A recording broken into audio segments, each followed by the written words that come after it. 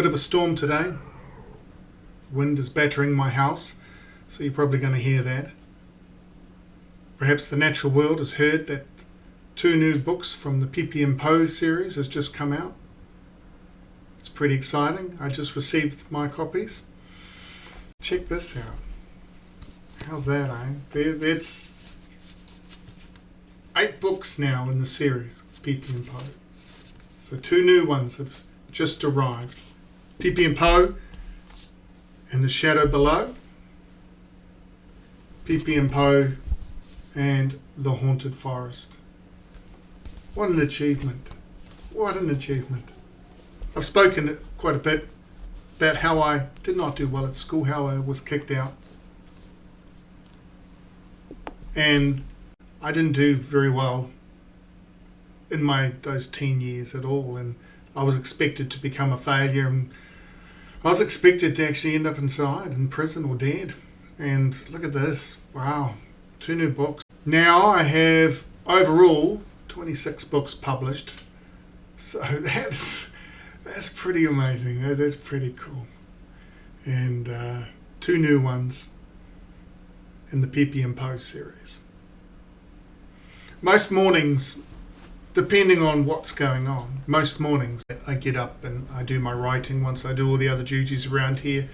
There's cats to be fed, strays. I took in a whole lot of strays. So I look after them, get them sorted, look after my family, make sure my wife and my kids are all okay and the house is not falling down. And then I'll get busy and do some writing if it all works out. Otherwise I'm making videos, doing all the other things that I do to make sure everything's ticking over.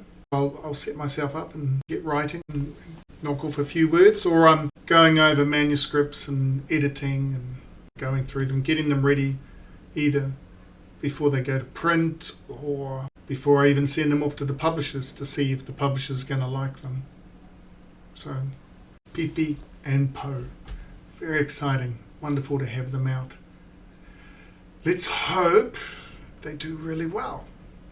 Bestsellers. That would be awesome. I was reluctant to write them, to be honest. The Pipi and Pou series. I wasn't going to do it. I was home writing. When I write, I'm very physical. I move around a lot. I don't sit still. It's like how I was at school. And it's become part of who I am, I suppose. I move around a lot. I could never sit still at school. I was always a worried kid. I was always anxious, and if there was a noise or anything, I was always looking around to see what was going on, making sure I knew where the exits were so I can split fast. Even when I do a talk, you'll see me in my talks, I'll pace around and I move a lot. It's no different when I write. I'll sit still at times and just power through it and get the words out, especially when I'm in a flow. Other times I'm moving around the lounge. I'm performing the story, acting it out, getting into each of the characters. That's how I work. It's great if I don't get interrupted, but there's always interruptions. Like I said, those cats. Funny thing with cats, they always like to come inside and throw up. And there's nothing worse than hearing that. And you're racing through the house trying to find it and get it outside before it's sick and makes a mess everywhere. So when there's no interruptions, I go well. I get lots done. But every now and then a brainwave will come up with this new story, and one day I was working on a book and this brainwave turned up, and it was like a knock on the door. That's exactly what it was like. And imagine, if you will, that I opened that door and standing there on my porch was this old Māori woman. And that's how it began. It was her. I could see her. I knew her. She was aunties and all these old women that I had grown up with as a kid.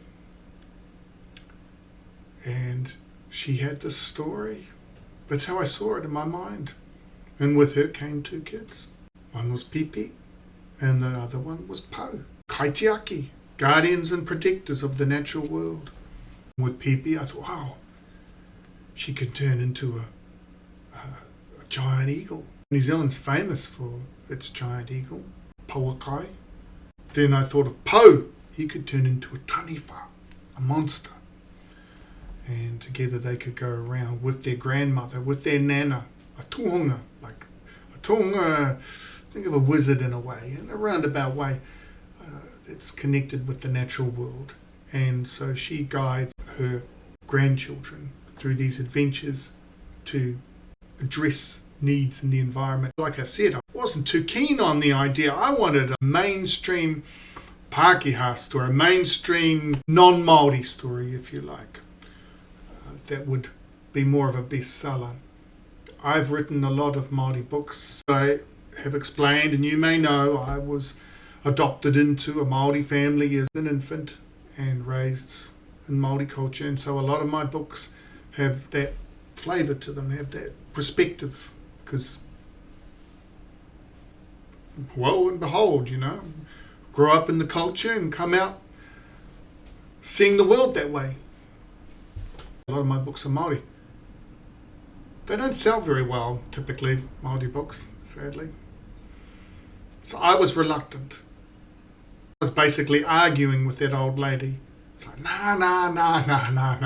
I want to write a mainstream book, one that's going to be in the front of the shops, not like typically a lot of my Māori books that end up in the back somewhere.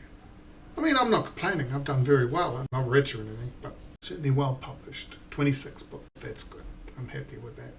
So I was reluctant to write Pipi and Pou and get them published because, yeah.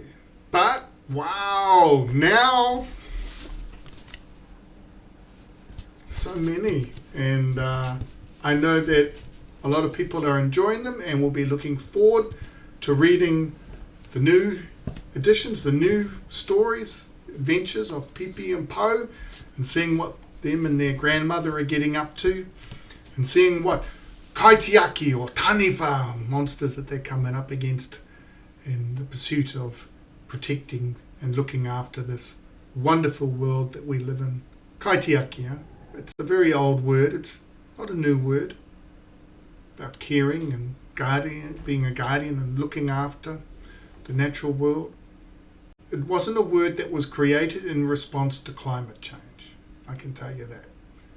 So the idea, the concept of it has been around for a long time.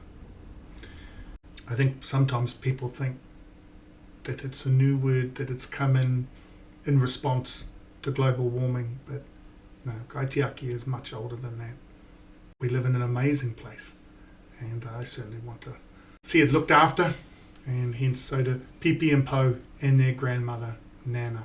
2 new books, Pipi and Pou, 7 and 8, available now. Get out there, complete your collection, subscribe, leave a comment, ask a question. Talk soon.